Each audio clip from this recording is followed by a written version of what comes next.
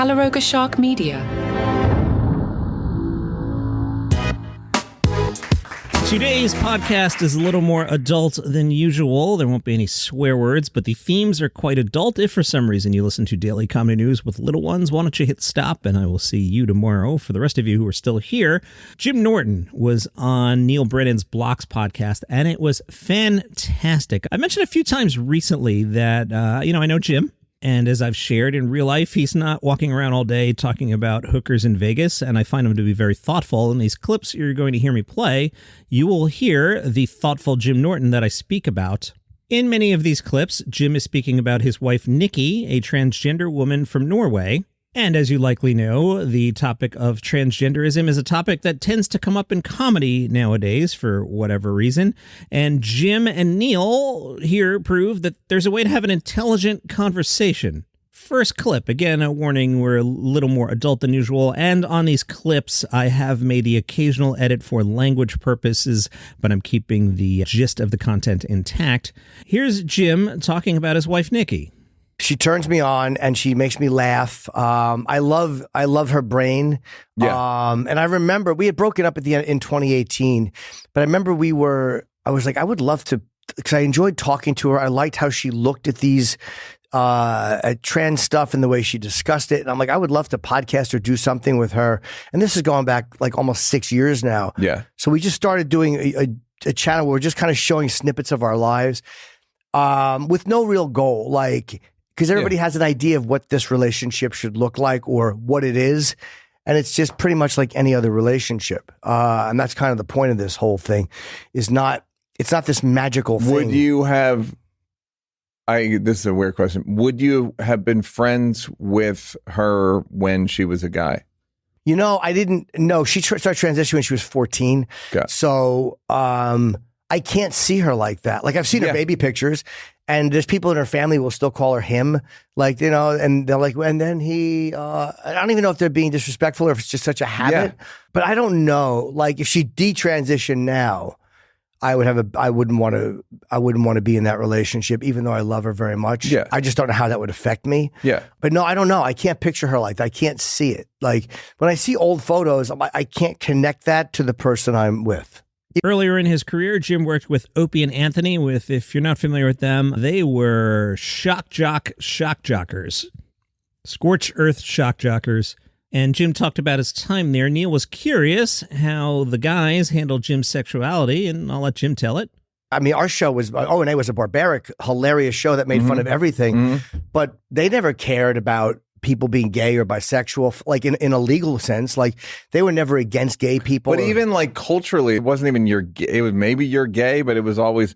Yes, I'm not gay, but I'm definitely not straight. I was never a good ally for like LGBT, never saw me as an ally because of the people that I'm with and the jokes I make and the things I've said. Well, all right, here's a question. Whatever your vague sexuality is, do you feel like most people who's either they're non-binary or they're trans or they're all these new they're not new category. They're not new.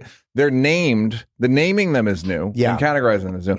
But do you think that your experience is that off from most people within that realm? I don't know. I mean, to be really honest, because I don't understand a lot of it. I would assume it's very contradictory and confusing within yourself. Well, I mean, for me, there's no way to consider myself straight. I never have. Like, so many guys will say, like, they misread it and they'll go, you're with, my wife's name is Nikki, you're with her and you think that, they're like, he says he's not gay, he's delusional, but I'm not. If I was gay, I'd tell you I'm gay. I'm 55 years old. I'm not nervous to say it. And here's a good laugh line about Jim's turn-ons. Is it like ordering off a menu? Or not ordering off a menu, what kind of food do I want tonight? Like, Thai or Japanese or German or or going on Pornhub and being like, I like ladies. Sure. So then within ladies, I go, I don't know. Maybe let's see if that's anything. It's more like blindly reaching my head into a bucket and whenever I pull out, I'm like, I'll eat that. But is it that random? Does it feel that random? No, like whatever it is that will turn me on, it changes. Adam Sandler was on Conan O'Brien's podcast. This clip caught my ear. It's a little weird. Sandler is acting like he's the biggest Conan O'Brien fan, and he isn't quite sure who Conan took over for on late night. Is that an obscure Conan fact? The word late night is in the clue, Adam Sandler, but let's listen. I had probably told you this before, but when you got the show, when we found out you were hosting the show and taking, over for Letterman, right? Is that what it was for Letterman? Yeah. It was unanimous with our reaction. Everyone was like, "Oh wow, yeah, that's great." There was nobody going, "Well, come on, I didn't get that." About everybody who it was Conan's name, everybody just went, "Yeah, wow, that's perfect. What a great idea." You were sharper than everybody, but you never came across nervous. Like I remember watching your first night. Who was the guest? It was Goodman. It was Goodman was the first guest, and then Drew Barrymore. Wow. And then Tony Randall came Tony out Randall, like wearing like a tuxedo. And then he and I sang Edelweiss. Oh, wow. We wanted to, on the first show, tell everybody this is the kind of show it's going to be. Right. So he and I sang Edelweiss, and they cut to the crowd, and there was a weeping Nazi. And we just wanted to tell everybody, like, this is what this show is going to be. You were cool. We were all pulling for you. All knew you were the best. And we were like, wow, it's official. Hopefully you had a chance to listen to Joe Rogan and Katt Williams. I played a few clips yesterday. They started discussing automated vehicles. Katt Williams said he has owned several Rolls Royces, including an electric one. Rogan said that thing is insane. Just the way the doors open up, the way the doors close when you touch the brakes, totally silent. Katt said, except for the price point, $450,000, it would have been perfect. The LA Times, I'm glad they're still doing comedy articles. They recently had a ton of layoffs, and I was worried their comedy coverage, which is excellent, would get cut. It has not. They had a nice article about crowd work. Matt Rife said, I think people come to the shows with a certain expectation. They see something online and inspire for it to be them in a certain situation, which I feel bad for because it might not happen. Trevor Wallace said, I do think any content that's stand-up related is better for sales. I get a lot of I saw a stand-up clip and I didn't know you do that. Now I'm here. I actually thought crowd work was this magical thing that only a couple comics did, and I never thought I was wild enough to do it. Now, crowd work is more than 50% of Hannah Berner's online content. It's kind of a necessity. She said, I would argue early on you can post some good bits to get traction for people to hear your voice, but when you're putting together a special, you don't want your jokes already all over the internet. Rife said, audiences think that because you only post crowd work, it's all you can do. And it's like, no, I don't want you to pay to come see me in person to see the exact same jokes you saw for free. Rife says crowd work's drawback is very rarely does he receive an A1 response from an audience member, so much that he's been known to say, not funny, moving on.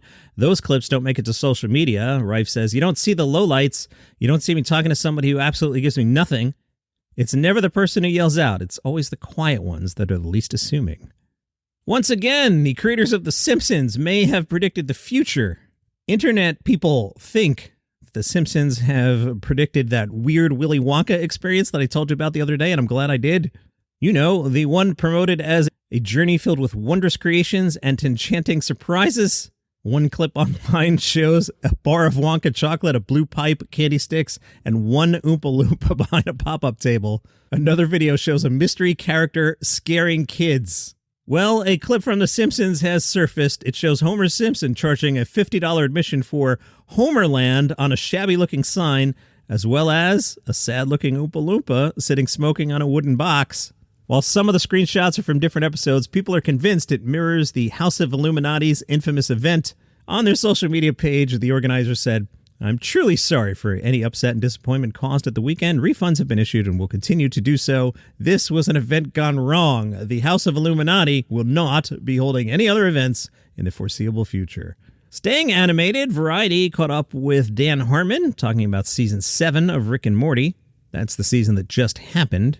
Harmon said in the finale, we're playing with the concept that we've fallen back on many times where Rick considers Morty replaceable, so this is kind of a final step into turning them into a partnership. It's certainly not an equal partnership in any way, but they're friends, they're roommates, they're kind of like Ernie and Bert.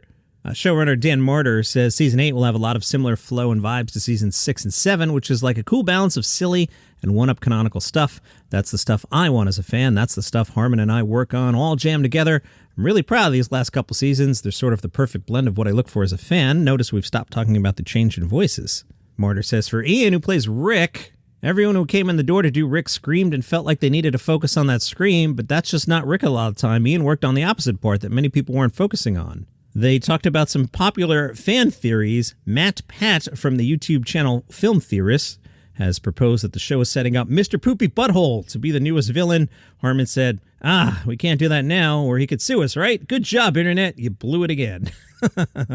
Rick and Morty Season 8, not until 2025, but this year we get Rick and Morty, the anime. Quick note here, Kevin Casey White, Harangue, is a new special out on the 800-Pound Gorilla's YouTube channel at 7 Pacific this evening if you need something to do. And that is your comedy news for today. If you enjoy the program, tell a friend about it. They might like it too.